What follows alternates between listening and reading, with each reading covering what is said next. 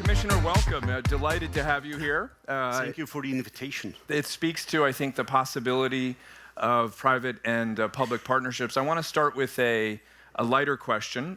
You are a noted fan and you're passionate about music. We believe in our passions here at Mastercard, from Dvorak to Smetana, the great Czech composers, but jazz, even 80s rock. Yeah, 70s, 80s, 70s. Okay. Is there an 80s rock song that embodies the spirit of what you're trying to do as Europe's Commissioner for International Partnership? Well, I'm not able to say only one.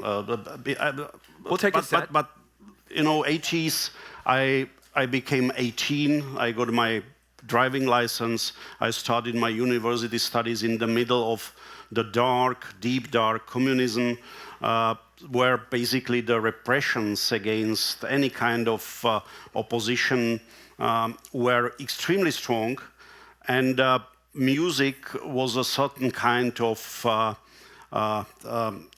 revolt. Yeah? So I remember my very first big international performance, summer 1986, Queen, NEP Stadion in Budapest. And of course, 80s were not the best years of Queen, but nobody can forget Who Wants to Live Forever, the main title song for the Highlander movie with Sean Connery. Yeah. Of course, before the fall of the Iron Curtain, the live performance of Depeche Mode in Prague, and I got the privilege to get a ticket for a really fortune in that time. It was difficult to buy black jeans, but the Black Celebration and followed by the Strange Laugh. These are the two songs I remember, and of course U2, with the War, followed by Unforgettable Fire, and Joshua Tree, with Sunday, Bloody Sunday, New Year's Day, Pride, and all the things. So these are the things I remember. That's a richer answer than I expected, but thank you, sir. Yeah. I love it. Thank you. I remember many of those. Okay, so here at Mastercard and at our Center for Inclusive Growth in particular, we think a lot about impact, the products we deliver, how they sustain themselves and are used over time. In Europe, you're taking a similar approach in terms of impact and inclusion. The Global Gateway Initiative, hugely important initiative for the European Union, designed to connect countries in a secure and sustainable way. Can you tell us more about it and what it will seek to deliver in terms of inclusive growth?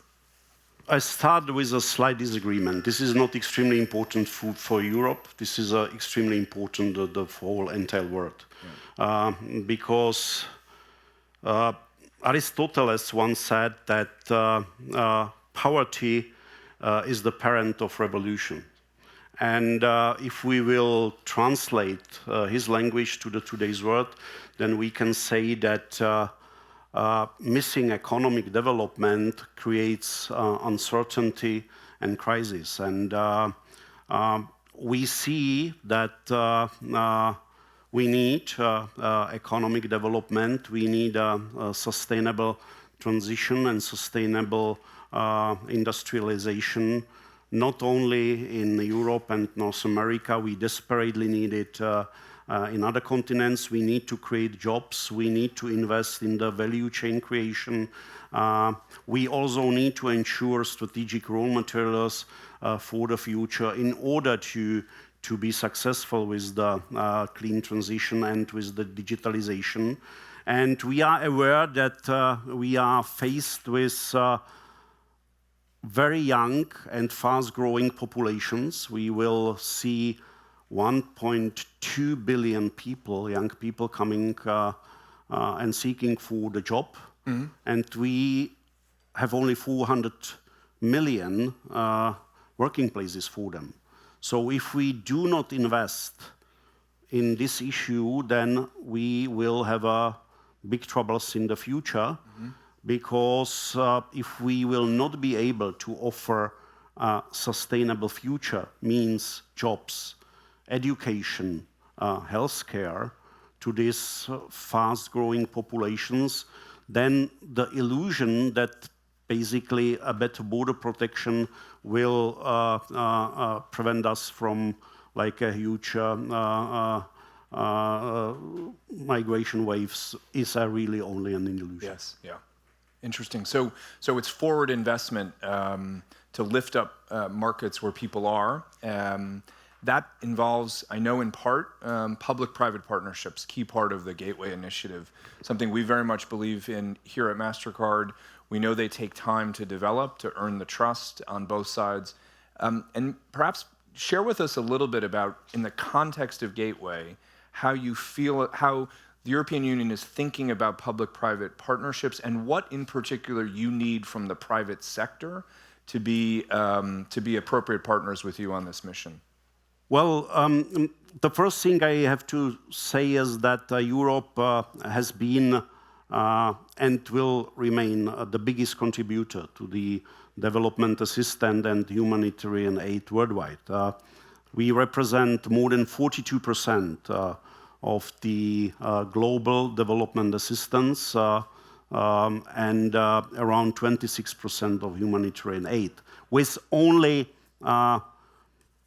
close to 17% share on the world GDP. And we will remain a reliable partner and predictable partner, and we will deliver on our obligations. Of course, the decision of the US administration to basically cancel up to 82% of the development assistance is a very painful one. However, especially by building new bridges and new gates, we see a solution. And the solution is to attract more private investments under the umbrella of the institutional money provided by the member states, European Union, European Investment Bank, under the umbrella of Team Europe, to help to create more favorable and more safe investment climate in the partner countries, with collaboration with their official authorities, of course with the help and with de-risking financial products. And this is basically what is it about. Of course, we want to invest in the sustainability. We believe that we have to keep to fight the climate change, because it will not disappear and the cost of future will be much higher. So our main agenda here is sustainable energy production, sustainable agriculture, sustainable industrialization, of course the access to the world markets, so transport, but we also want to invest not only in hard assets. So education, healthcare, digitalization are very top on our agenda, and of course empowerment of women and youth as a very important part of this agenda should create basically the conditions for emerging and development process in the partner countries, where we have a really, and I have a personal experience from the 19th, after the fall of the Iron Curtain, where we have proven that the focus and investments in the right areas help to the former Soviet impact countries, the CEE, in Europe to emerge. And we see the results that some of the countries today outperformed economically the traditional European countries. You know, it's such a powerful reminder of the European Union's long history, even before Eastern Europe, in Iberia, in Spain and Portugal, in earlier generations. So this is an investment that widens the concentric circle of focus and plays on long-time strengths of the European Union in human development. You mentioned digitization. Digital is a world where public and private sectors often intersect. How do you think about the digital economy, and how does the digital economy connect into the Gateway Initiative? The digital economy is a key. We see that the experience is that basically like public services in developed countries are basically more and more digital. But this is not only about this. This is also about the access to the information, the access to the digitalization, so the access to the internet, where there is a proven truth that the faster you have basically the internet, the more quality of education and access to the information you can achieve. Of course, the data protection is a very important part to attract basically the foreign investors to the country, because they want to have their data protected. So the support of digitalization, of the e-governance, of the development of the internet, the connectivity means, the undersea cables, between the continents. This is a very important part of the puzzle, and projects like we have the digitalization projects in Nigeria, where we invest really hundreds of millions in the e-governance, in the internet, and in the digital agenda, are basically one